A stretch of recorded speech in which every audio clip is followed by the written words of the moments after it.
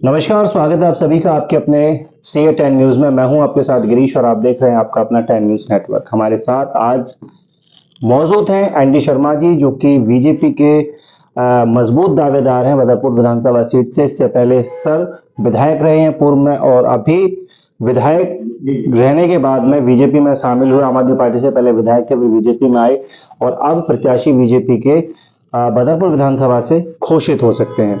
Sir, बहुत बहुत स्वागत है आपका CA10 न्यूज में। क्या कहेंगे इस बार के समीकरण को लेकर बात करते हैं, विधानसभा चुनाव को लेकर बात करते हैं, क्या कहेंगे, क्या समीकरण बन रहा है इस बार का? दिल्ली में भारतीय जनता पार्टी सरकार बनाने जा रही है। रेवड़ियों पर चर्चा इस बार अरविंद केजरीवाल जी की जो सेना है, जो पार्टी है, जो विधायक हैं, वो कर रहे हैं। पहली बात तो अब अरविंद केजरीवाल जी की कोई सेना नहीं रही है। अरविंद केजरीवाल जी के बारे में जन जन को, जनता को पता चल चुका है कि अरविंद केजरीवाल जी सिर्फ झूठ की पॉलिटिक्स करते हैं। जिस रेवड़ियों की बात कर रहे हैं आप, यही ऑटो वालों थे जिन्होंने 2013 में आम आदमी पार्टी को सर पर उठा रखा था, और उसके बाद 2 बार सरकार बनाई है, बल्कि 3 बार सरकार बनाई है। एक 10-11 महीने सरकार चली थी और 5-5 साल की 2 सरकारें चला चुके हैं। मैं पूछना चाहता हूं केजरीवाल साहब से और आम आदमी पार्टी के उन नेताओं से जिन्होंने कल परसों जो रेवड़ी दी है ऑटो वालों को, 10 साल में भी तो दे सकते थे कुछ।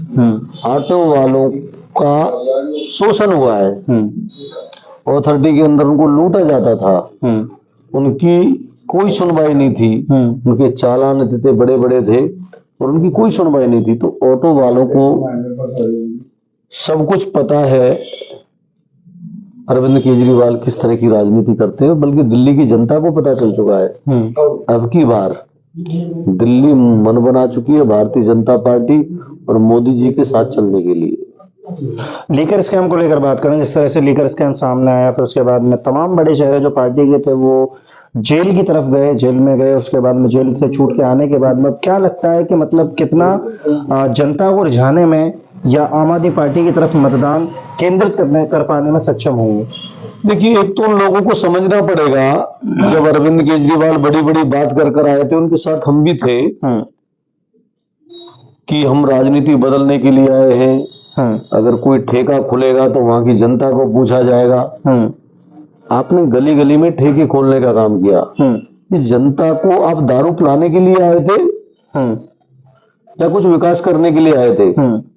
आपके आधे से ज्यादा नेता जेल में रहे।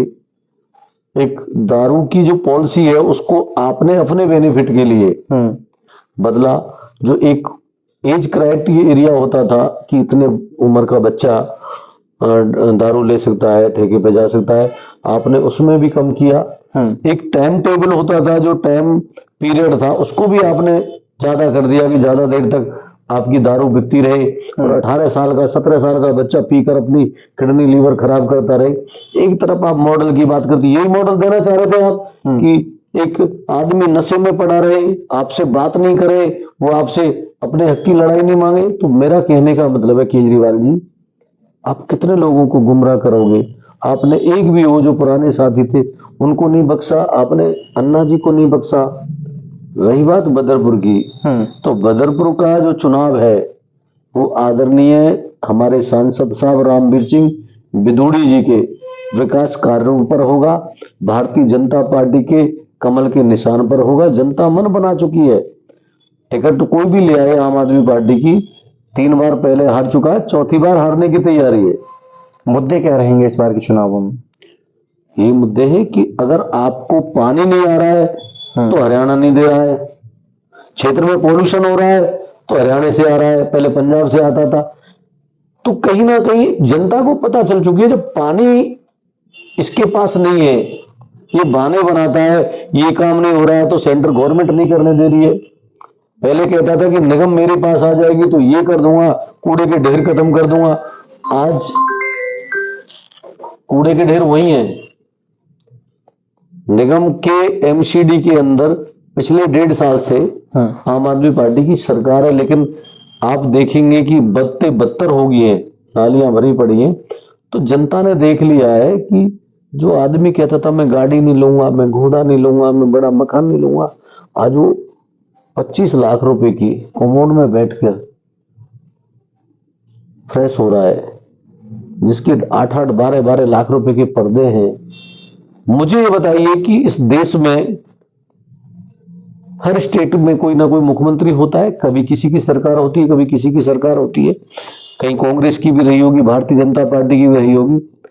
पहली बार मैं देख रहा हूं कि सरकारी बिल्डिंग में, सरकारी सीएम हाउस में स्विमिंग पूल आज तक मुझे नहीं लगता किसी और सीएम ने अपने घर में ये चीजें लगाई हुई। सरकार का पैसा नहीं होता, जनता का पैसा होता है। उस जनता के पैसे से जनता को सुविधा दी जाती है, वो पर्सनल सुविधाएं अपने ऊपर ले रहे थे। तो जनता मन बना चुकी है सर कि अब की बार मोदी जी के साथ दिल्ली की जनता जाना चाहती, और उसके लिए जनता मन बना चुकी है। अच्छा, ये एक स्लोगन दिया गया है इस बार, मेरा काम मेरी पहचान, तो क्या वास्तव में वो काम जो जिसको दिखाने की एक छवि बनाई जा रही है वो हुआ है धरातल पर? नहीं, आपके काम के ऊपर अगर मतदान होता है तो आप फिर अपने कैंडिडेट क्यों चेंज कर रहे हो? कोई भी गलती ना करें। कुछ लोग कम्बल से, धन से, साड़ी से, दारू से वोटों को बटोरने का प्रयत्न करेंगे, लेकिन जहां तक मैं समझता हूं, इन कम्बलों पर, इन साड़ियों पर, इन पैसे पर, इन धन पर, आपके ऊपर, सबके ऊपर आदरणीय रामवीर सिंह बिदुड़ी जी का विकास आता है। आज जो 5 साल के अंदर नहीं, जब भी उनको कभी मौका मिला है, अब की बार वो नेता विपक्ष रहे, उससे पहले भी जो विपक्ष में बैठते थे, फिर भी उन्होंने बहुत काम किया। आपको 2-2 पुल मिल जाते हैं जो सैकड़ों साल में नहीं बने थे। आपके क्षेत्र में एक पार्क नहीं था, 29 पार्क बन जाते हैं। आपको नेशनल हाईवे जो बॉम्बे को टच करता है वो मिल जाता है। आपको इको पार्क मिल जाता है। आपको कई ऐसे आधुनिक बारातघर मिल जाते हैं, कई आपको खेल के मैदान मिल जाते हैं। तो ये कहीं ना कहीं जो आदरणीय रामवीर सिंह बिदुड़ी जी जो आज सांसद है, अगर सांसद और विधायक एक ही दल के होंगे तो मुझे लगता है कि आपके क्षेत्र में मेट्रो भी आ सकती है, मुझे लगता है कि आपके क्षेत्र में हॉस्पिटल भी आ सकता है। नारायण दत्त शर्मा जी हमारे साथ में मौजूद थे, जो कि भावी प्रत्याशी हो सकता है कि बीजेपी की तरफ से इस बार रहे, और बदरपुर विधानसभा से इससे पहले सर विधायक थे। और इस बार रुख किस करवट जाने वाला है ये देखने योग्य होगा। कैमरा पर्सन सुधा तिवारी के साथ मैं गिरीश कुमार, 10 न्यूज़ नेटवर्क, दिल्ली।